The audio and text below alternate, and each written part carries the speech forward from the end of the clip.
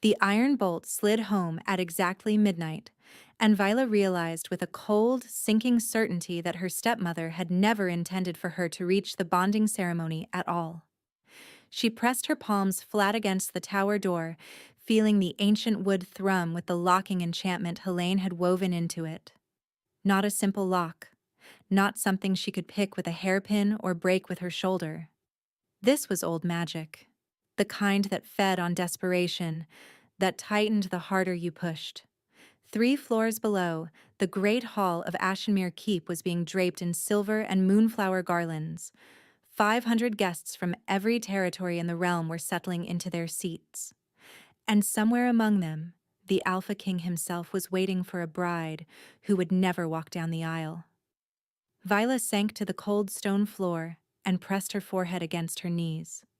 She should have seen it coming. Helaine had been too calm all week, too accommodating. She had smiled when the seamstress delivered the ceremonial gown, had even complimented the lacework at the collar, and Vaela had wanted so badly to believe that 6 years of cruelty might end with something as simple as acceptance. Foolish. She had been so painfully foolish. The tower room was small and round, barely 10 paces across, with a single narrow window that looked out over the northern cliff face. It had been a storage room once, before Vaela's father died, and Helaine converted it into what she called the reflection chamber. A place for Vaela to sit and think about her behavior whenever she displeased her stepmother. Which was often. Which was always.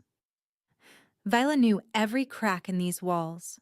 She knew the draft that crept under the door in winter. She knew the exact angle of moonlight that fell through the window in each season, because she had spent hundreds of hours in this room, locked away while the rest of the keep carried on without her. But tonight was different. Tonight there was a ceremony. Tonight there was a king. She had never met him. That was the part that made her chest ache with something between fury and grief. She had never once laid eyes on Alpha King Theron of the Iron Crest bloodline, had only heard the stories, the rumors, the whispered legends that traveled from territory to territory like wildfire. That he was young for a king, that he had taken the throne after his father's betrayal nearly shattered the realm, that he was brutal in battle and unnervingly quiet in court, that no one had ever seen him smile. The bonding had been arranged by the council, not by Helaine, which was the only reason it had been arranged at all. The Ashenmere territory owed fealty to the crown, and with Vaela's father dead, the bloodline claim fell to her. The council had determined that a bonding between the last Ashenmere heir and the Alpha King would unite the fractured northern territories and end 3 years of border skirmishes. Helaine had no legal ground to refuse, so she had smiled. She had nodded. She had helped Vaela into the ceremonial gown just 2 hours ago, lacing the back with her own fingers, and Vaela had stood very still and tried not to flinch at her stepmother's touch. "You look adequate," Helaine had said, which was the closest thing to a compliment she had ever offered. Then she had sent Vaela to the tower to wait until the processional music began, and lock the door behind her. Vaela lifted her head and stared at the window. The drop was sheer. 100 feet of rough stone cliff face falling to jagged rocks and the churning Ashenmere River below. No ledges, no handholds, no escape. She was still wearing the ceremonial gown. It was beautiful, she had to admit. Ivory silk that caught the moonlight like water, with sleeves that tapered to points at her wrists, and a train that pooled behind her like a silver tide. Her dark hair had been braided with tiny white flowers that were already beginning to wilt in the cold. She looked like a bride. She felt like a prisoner. A distant horn sounded from the great hall. The processional.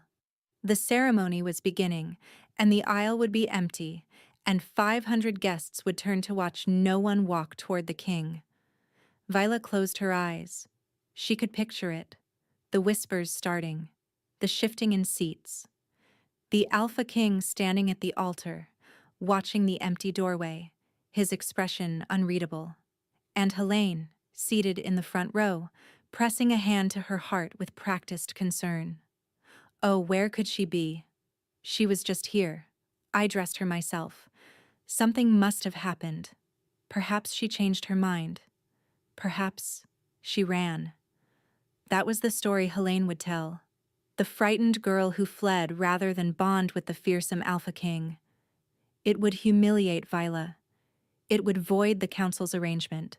And it would leave Helaine in control of Ashenmere for another decade, free to drain the territory's coffers and starve its people while Vaela rotted in this tower, until everyone forgot she existed. Vaela pressed her fists against the floor until her knuckles ached. No. She stood. She crossed to the window and leaned out into the night air, letting the cold hit her face, letting it sharpen her. The wind carried the faint sound of music from below, strings and drums, the ceremony beginning without her. She opened her mouth and screamed, not a cry for help, not a delicate shout. A full, raw, tearing scream that ripped from her chest and split the night air like a blade. She screamed the name of the territory she was heir to. She screamed the injustice of it. She screamed because she had spent 6 years being silent and obedient and small, and she was done. The sound echoed off the cliff face and scattered into the dark. Then silence. Vaela gripped the windowsill, breathing hard, her throat burning. The music below had stopped. She didn't know if anyone had heard. The tower was on the far side of the keep, deliberately isolated, deliberately forgotten. She waited. 1 minute, 2, 5. Nothing. She turned away from the window, pressing her back against the cold stone, and slid down to sit again. The gown pooled around her like spilled milk. She stared at the locked door and tried to think, tried to plan, tried to find some crack in the cage Helaine had built around her. Then she heard it. A sound that didn't belong. A scraping, rhythmic and deliberate, coming from outside. From below the window. Vaela's breath caught. She scrambled to the window and leaned out, peering down into the darkness, and what she saw made every thought in her head go perfectly, completely silent. A man was climbing the tower. Not with ropes, not with a ladder, with his bare hands. He was halfway up the cliff face, finding grips in stone that shouldn't have offered any, hauling himself upward with a controlled, powerful efficiency that was almost hypnotic to watch. His fingers dug into cracks that Vaela couldn't even see. His body pressed close to the rock, muscles shifting under a dark, formal tunic that was clearly not designed for scaling walls. She could not see his face. Only broad shoulders, dark hair, and hands that gripped the stone like it owed him something. He climbed another 10 feet in the time it took her to remember how to breathe. "Who are you?" she called down, her voice raw from screaming. He didn't answer. He climbed. 20 feet below her now. 15. 10. His hand reached the windowsill, and Vaela stepped back as he hauled himself up and through the narrow opening with a grace that should have been impossible for a man his size. He landed on the tower floor in a crouch, one hand braced on the stone, and lifted his head. Vaela's heart stopped. She had heard that Alpha King Theron had gray eyes. She had heard that he carried the Iron Crest features, the sharp jaw, the proud brow, the kind of face that looked carved rather than born. But no rumor, no whispered description, no second-hand account could have prepared her for the reality of him looking directly at her from 3 feet away, breathing hard, his knuckles scraped raw and bleeding, his formal tunic torn at the shoulder, with an expression on his face that was not anger, not irritation, not the cold detachment the stories promised. It was relief. Pure, staggering, knee-weakening relief. As if he had been afraid, genuinely afraid, and the sight of her standing here alive and whole had just pulled the ground back under his feet. "You screamed," he said. His voice was low, roughened by exertion, and it rumbled through the small room like a drumbeat. "I heard you scream." Vaela opened her mouth, closed it. opened it again. "You climbed the tower," she whispered. "You screamed," he repeated, as if this explained everything, as if there had been no other possible response to the sound of her voice than to leave his own ceremony and scale 100 feet of sheer cliff face with his bare hands. He straightened slowly, and she had to look up. He was tall. She had known he would be tall. The Ironcrest bloodline was known for it. But knowing and experiencing were different things entirely. He towered over her, filling the small room with his presence, and she could feel something radiating off him, something that wasn't heat exactly, something deeper, something that pressed against her skin and made the fine hairs on her arms stand on end.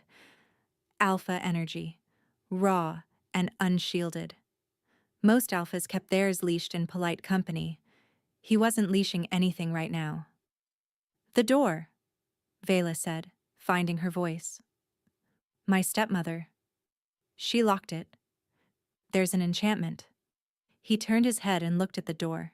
Then he walked to it, placed one hand flat against the wood, and pushed. The enchantment shattered like glass. Vaela felt it break, felt the magic splinter and dissolve, and the door swung open so hard it cracked against the outer wall. The stairwell beyond was dark and empty. Theron looked back at her. "She locked you in here." It wasn't a question. His tone had changed. The relief was still there. Underneath, but layered over it now, was something colder. Something that made the air in the room feel like the moment before a storm breaks. "She was never going to let me reach the ceremony," Vaela said. She was surprised by how steady her voice sounded. How calm, as if her hands weren't shaking. "She wanted it to look like I ran." Theron's jaw tightened. She watched a muscle flex in his cheek, watched his gray eyes darken until they were the color of iron, and she understood with sudden, absolute clarity why people feared him. "How long?" he asked. "How long what? How long has she been doing this to you?" The question landed like a fist to her sternum. Not because it was aggressive, because it was quiet, because his voice had dropped to something almost gentle, and gentleness was so foreign in this tower, in this keep, in her life, that she didn't know what to do with it. 6 years, she said, since my father died. Something moved behind his eyes, something that burned. He held out his hand. His knuckles were bleeding. The skin was torn and raw from the climb, and he held his hand out to her anyway, palm up, steady as stone, as if the pain was so far beneath his notice that it didn't exist. "Come with me," he said. Vaela looked at his hand. She looked at the open door behind him, the dark stairwell, the path down to the great hall where 500 guests were waiting, and Helaine was sitting in the front row perfecting her lie. She put her hand in his fingers closed around hers, and the touch sent a jolt through her body that she felt in her teeth. Warmth. Not just physical warmth, though his skin was hot against hers, but something else. Something that started at the point of contact and spread through her like sunrise, like the first breath after nearly drowning, like coming home to a place she had never been. Theron went very still. His eyes dropped to their joined hands, then lifted to her face, and the expression on his features was one she would remember for the rest of her life. Shock. Recognition. Awe. "It's you," he breathed. She didn't understand what he meant. She didn't understand the way the air between them seemed to thicken and hum, the way her heartbeat was suddenly louder than the wind, the way every nerve in her body was pointing toward him like a compass finding north. But she felt it. Whatever it was, she felt it too. He led her down the stairs without releasing her hand, and his grip was firm, but careful. The kind of hold that said, "I will not let you fall," while leaving room for her to pull away if she wanted to. She didn't want to. The stairwell spiraled down through the keep's north wing, past locked rooms and dusty corridors, and Vaela realized he must have mapped the keep's layout in his head before the ceremony, must have known exactly which tower held the north window when he heard her scream. The thought made something warm and dangerous unfurl in her chest. They reached the ground floor, and the great hall doors loomed ahead of them, tall oak panels carved with the Ashenmere wolf crest, and behind them, the muffled sound of 500 confused and whispering guests. Theron stopped. He turned to face her, and in the torchlight of the corridor his gray eyes were molten. "When we walk through those doors," he said, his voice low enough that only she could hear, "you walk beside me, not behind, not following, beside. Do you understand?" Vaela nodded. "And your stepmother," he continued, and the temperature of his voice dropped 10 degrees. "What would you have me do?" The question stunned her. He was the Alpha King. He could do whatever he wanted. He could have Helaine dragged from her seat and thrown in the dungeons without a word of explanation. He could strip her of her title, her lands, her name. He had every right and every power to handle this however he saw fit, and he was asking her. "Let me speak first," Vaela said. "Let them hear it from me." Something flickered across his face. Not surprise exactly. Something warmer. Something that looked like respect. "Then speak," he said, "and I will make sure no one silences you again." He pushed open the doors. The great hall erupted. 500 faces turned toward them. The whispering cut off like a severed cord, replaced by a silence so total that Vaela could hear the candle flames guttering in their holders. Helaine was standing in the front row, her face arranged in an expression of maternal worry that would have been convincing to anyone who didn't know her. But Vaela watched the color drain from her stepmother's face in real time as she took in the sight of them. Vaela in her ceremonial gown, unbroken and unbowed. The Alpha King beside her, his tunic torn, his knuckles bloody, his hand wrapped around hers. Vaela felt the entire room's attention settle on her like a physical weight, and for one terrible second, the old instinct surged, the one Helaine had trained into her through 6 years of locked doors and cold silences. Be small. Be quiet. Don't cause a scene. Theron's thumb brushed across her knuckles, a tiny gesture, a barely perceptible sweep of warmth. She straightened her spine. "My name is Vaela Ashenmere," she said, and her voice carried to every corner of the hall. "Heir to this territory, daughter of Lord Cassian Ashenmere. And I was locked in the North Tower tonight by the woman who was supposed to present me at this ceremony." The silence cracked like ice breaking on a river. Whispers erupted. Heads turned toward Helaine. "She locked the door with an enchantment," Vaela continued. "She intended for me to disappear, for you to believe I had run, for the bonding to be voided, and for her to maintain control of Ashenmere and everything my father built." Helaine's composure shattered. "That is a lie. She is confused. She has always been fragile, prone to fits of imagination. I would never—" "The enchantment residue is still on the tower door," Theron said. He didn't raise his voice. He didn't need to. The room went so quiet that Vaela could hear the heartbeat of the man beside her, steady and sure. "My trackers confirmed it when I climbed past the wards. 3rd floor, north wing, a containment seal keyed to your bloodline, Lady Helaine. It will take my mages approximately 4 minutes to verify the caster. Would you like to wait, or would you prefer to save us all the time?"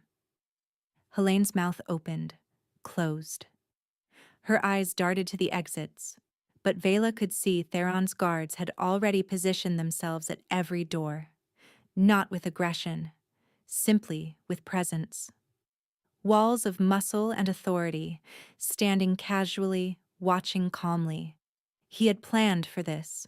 Between hearing her scream and climbing the tower, between breaking the enchantment and walking her to the great hall, he had given orders. He had anticipated exactly how this would unfold, and he had moved every piece into place so smoothly that Vaela hadn't even noticed. "She will answer to the council," Theron said, and his voice carried the kind of finality that didn't invite argument. "She will answer for 6 years of it, if that is what you wish." He looked at Vaela when he said it.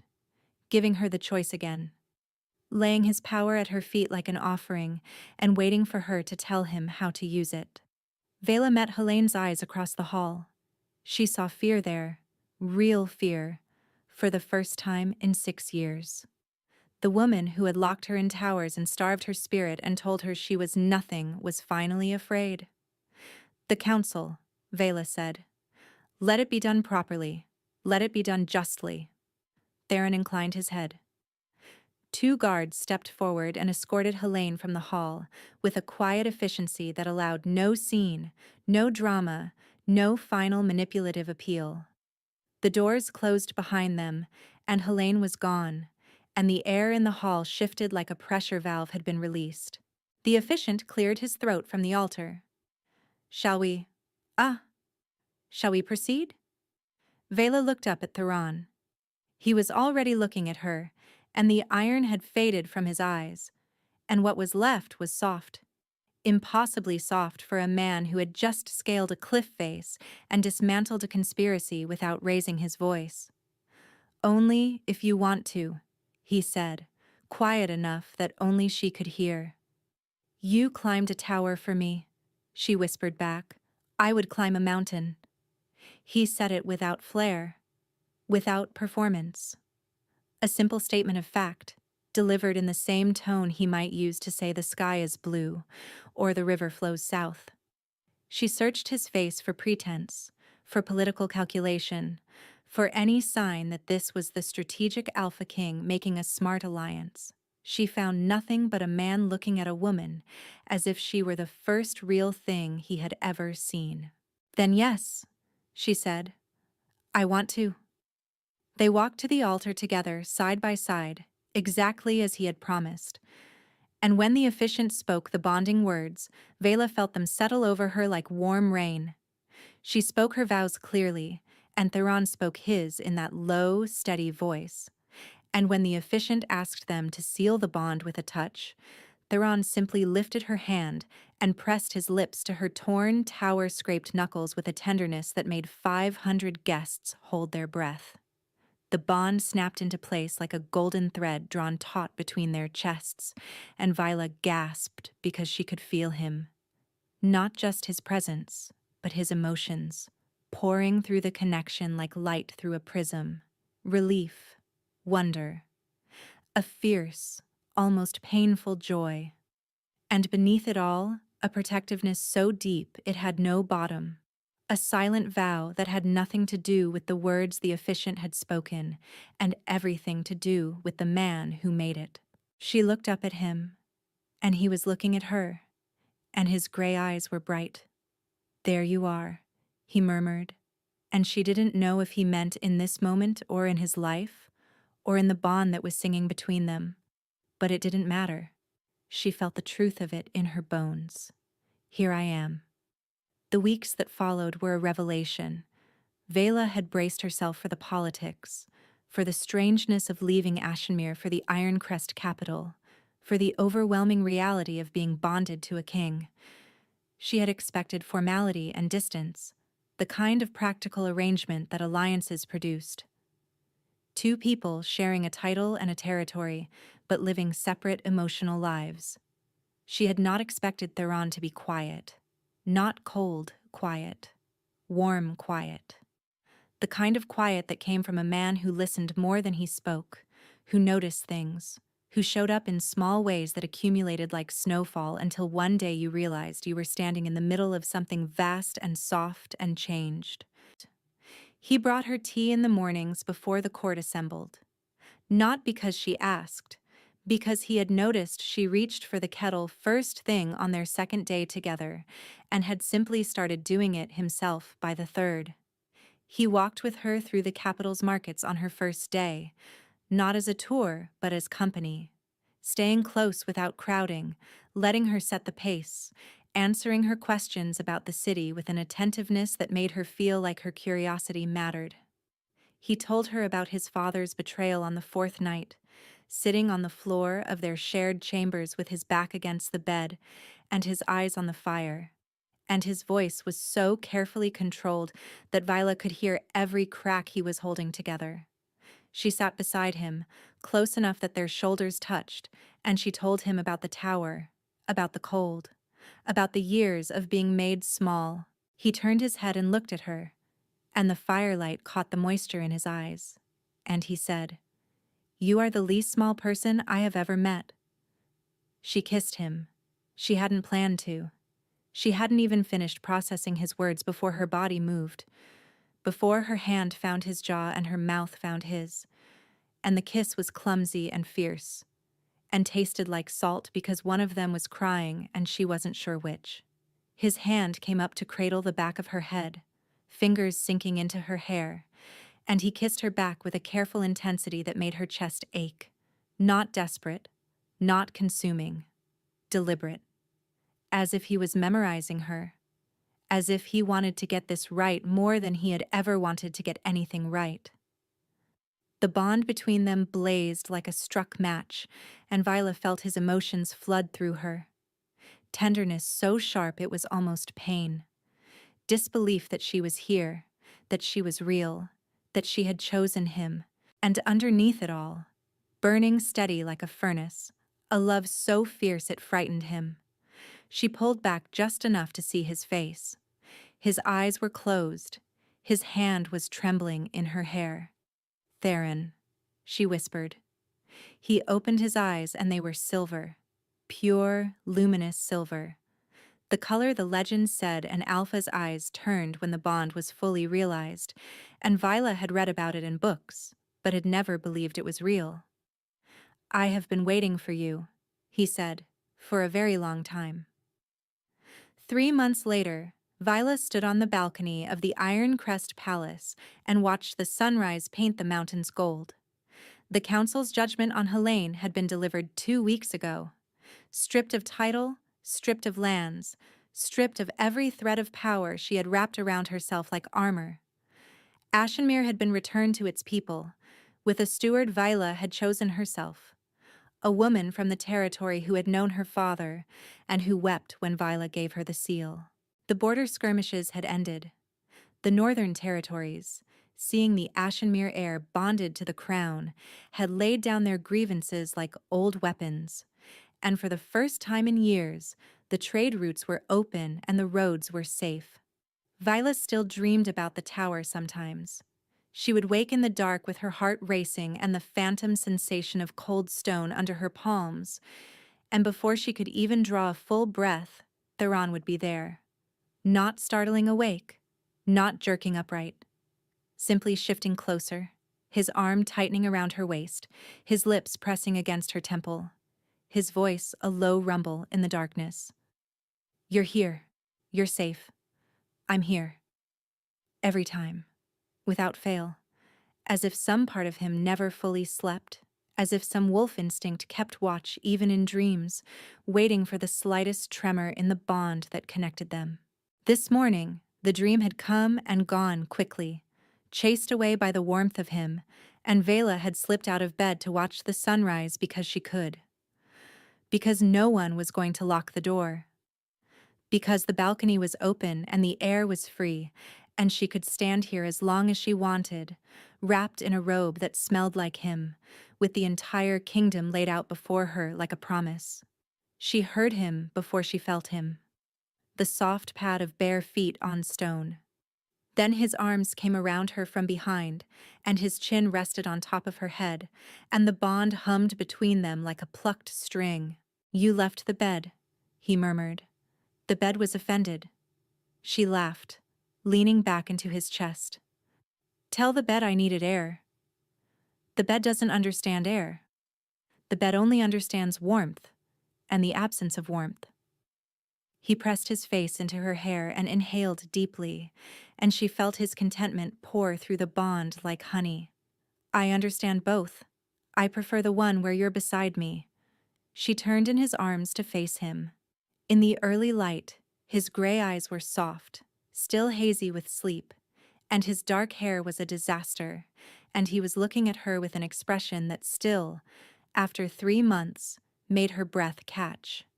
As if she were the miracle, as if a man who had armies and a crown and the power to break enchantments with his bare hands had found his single point of wonder in a woman who had spent 6 years learning how to survive, being forgotten.